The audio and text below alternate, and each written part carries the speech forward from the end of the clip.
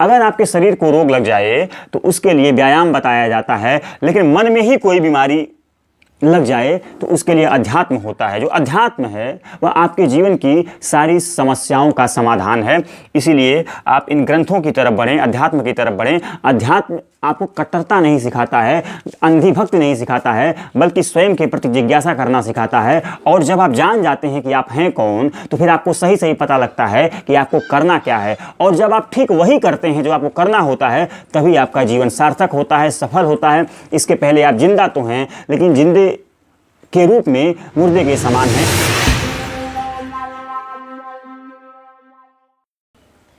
आज के वर्तमान समय में मनुष्यता के सामने जो सबसे बड़ा संकट है, इंसान के जीवन में जो सबसे बड़ी चुनौती है, वो चुनौती यही है कि वह खुद से परिचित नहीं है। जी हाँ, आपको यह सुनने में आश्चर्य लग रहा होगा, लेकिन सच्चाई यही है कि इंसान खुद से, स्वयं से परिचित नहीं है। नहीं जानता वो वास्तव में अपने बारे में कि आखिर वो है कौन, उसकी पहचान क्या है। और इस तथ्य से बेखबर रहना ही उसके सामने अनेक समस्याओं को जन्म देने का कारण बन जाता है। नहीं जानते आप वास्तव में कि आप हैं कौन, आपकी पहचान क्या है। और जब आपको अपनी पहचान ही नहीं पता है, जब आपको यही नहीं पता है कि आप हैं कौन, तो फिर सवाल ही नहीं खड़ा होता कि आप ये जान पाएं कि आपको करना क्या है। जब आपको यही नहीं पता है कि आपकी पहचान क्या है, तो सवाल ही नहीं खड़ा होता कि आप उसको जान पाएं जिसको आपको पहचानना है। तो जो मूल संकट है, जो मूल समस्या है, जो मूल चुनौती है, वो स्वयं को जानने की है, स्वयं को पहचानने की है। नहीं जानते वास्तव में कि हम हैं कौन।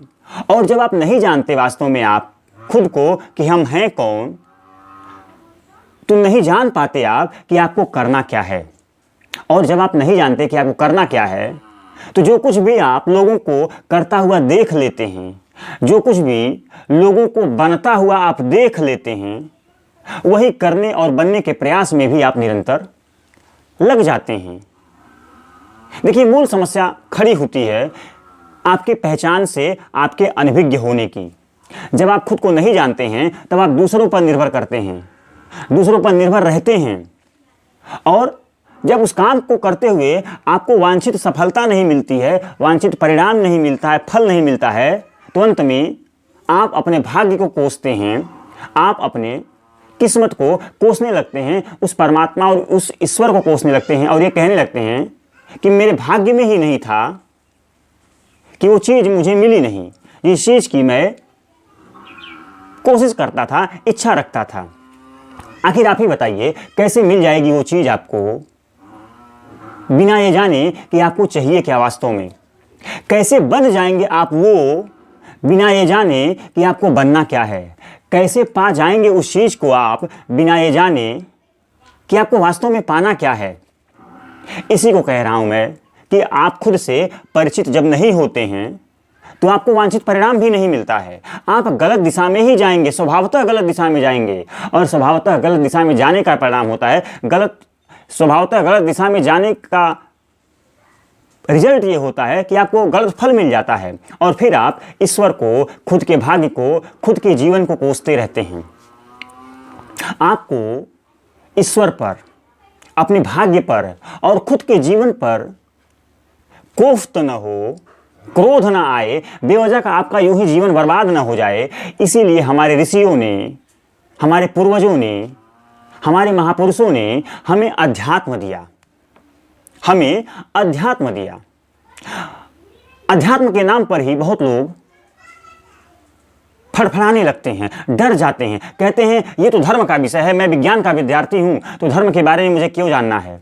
अध्यात्म के नाम पे आज के जो नए नए युवा हैं, जो नए नए आज के टसन वाले लोग हैं, एक तरीके से जो ट्रेंडिंग में अपना जीवन गुजार रहे हैं, वो कहते हैं मुझे धर्म से तो दूर रहना है, क्योंकि मैं पंथ निरपेक्ष हूँ, मैं न्यूट्रल रहना चाहता हूँ, मैं कट्टर नहीं होना चाहता। मैं आपको कट्टरता नहीं सिखा रहा हूँ, मैं आपको आपसे आपका परिचय कराना चाहता हूँ।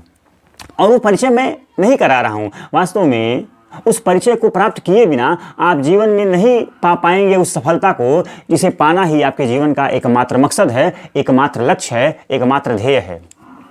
तो इसीलिए हमारे ऋषियों ने, हमारे पूर्वजों ने, हमारे महापुरुषों ने, चाहे बात करें श्री कृष्ण की, बात करें आप अष्टावक्र ऋषि की, बात करें आप श्री राम की, या भी किसी धर्म के ऊंचे से ऊंचे आदर्शों की आप बात करें, चाहे आप कबीर की बात करें, चाहे महात्मा बुद्ध की बात करें, चाहे महावीर जैन की बात करें, चाहे मोहम्मद साहब की बात करें, चाहे ईसा मसीह की बात करें, वो सारे के सारे लोग आपको सिर्फ एक ही चीज बताना चाहते थे।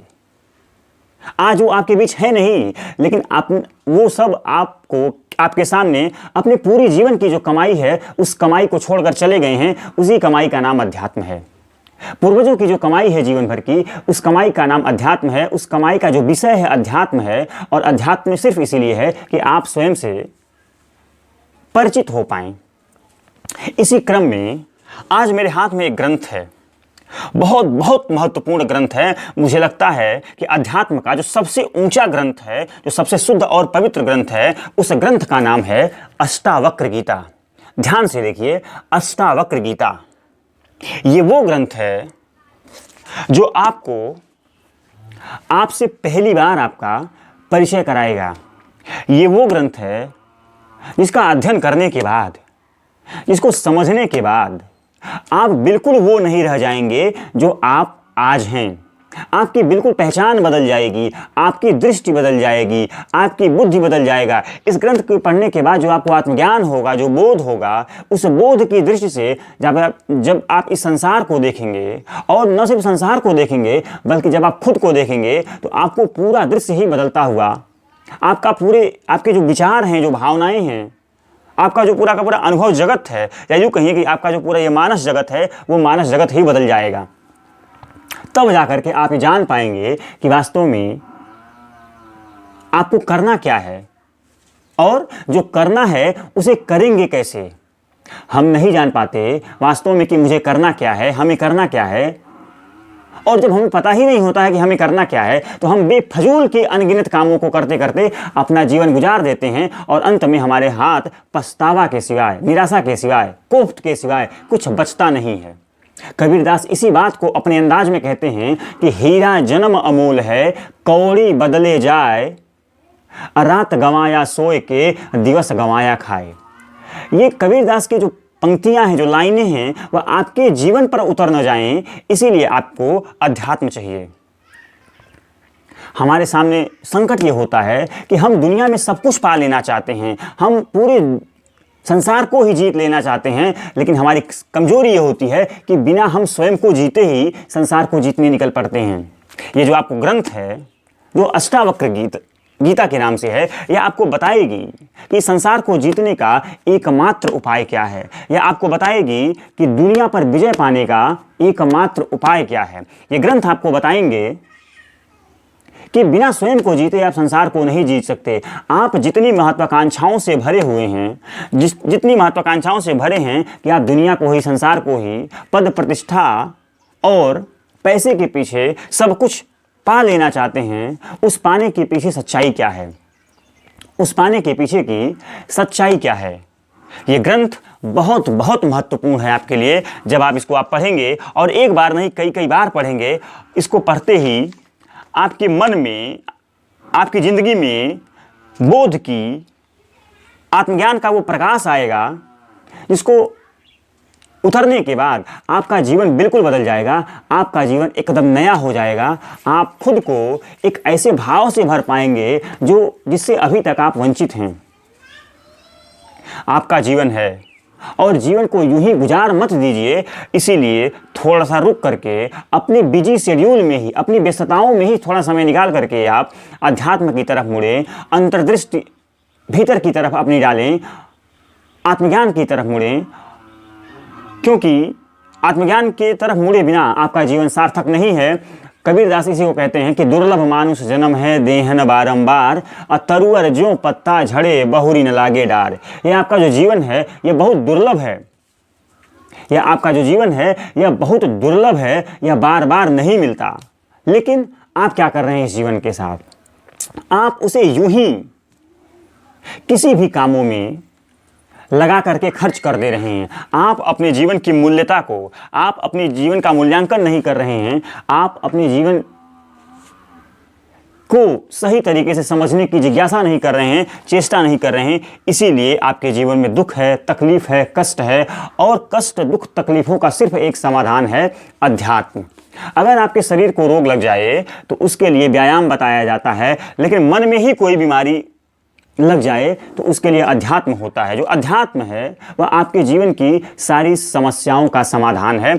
इसीलिए आप इन ग्रंथों की तरफ बढ़ें, अध्यात्म की तरफ बढ़ें। अध्यात्म आपको कट्टरता नहीं सिखाता है, अंधी भक्ति नहीं सिखाता है, बल्कि स्वयं के प्रति जिज्ञासा करना सिखाता है। और जब आप जान जाते हैं कि आप हैं कौन, तो फिर आपको सही सही पता लगता है कि आपको करना क्या है। और जब आप ठीक वही करते हैं जो आपको करना होता है, तभी आपका जीवन सार्थक होता है, सफल होता है। इसके पहले आप जिंदा तो हैं, लेकिन जिंदे के रूप में मुर्दे के समान हैं। आप जिंदा हो सकें, इसके लिए बहुत ज़रूरी है अध्यात्म। आप अध्यात्म की तरफ बढ़ें।